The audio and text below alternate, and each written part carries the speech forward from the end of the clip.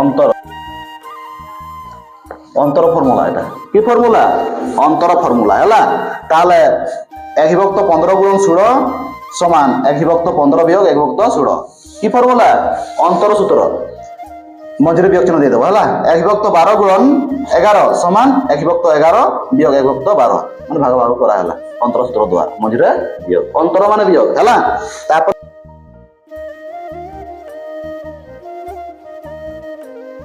এই 1/15 গুণ 16 কোটি ভাগ করা হয়েছে 1/15 বিয়োগ 1/16 আমি লিখিপারিবা এটি কଣ 1/15 বুঝিগলা না নাই?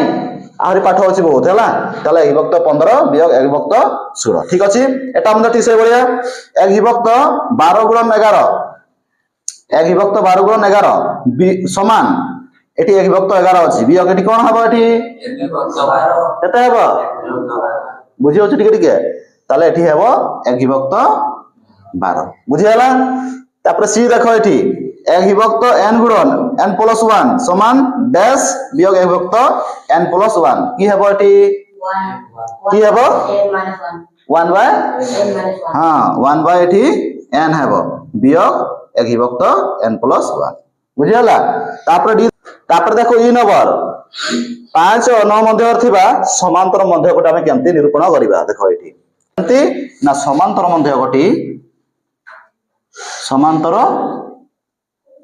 ମଧ୍ୟକ ସମାନ ଦୁଇଟାକୁ ମିଶେଇ ଦେବ। কি কৰিব? মিশ্রণ কৰিব 5 + 9/2 2 দ্বারা হরণ করিব। বুঝি হচ্ছে? হ্যাঁ তার সূত্র এটা সমান্তর মধ্যক সমান a + b/2 এটা হলো a এটা হলো b আমি দুইটাকে মিশাইবা বিভক্ত 2 দ্বারা হরণ করিবা। বুঝি হচ্ছে? কত হবে 9 5 কত 14/2 2 শতাংশ কত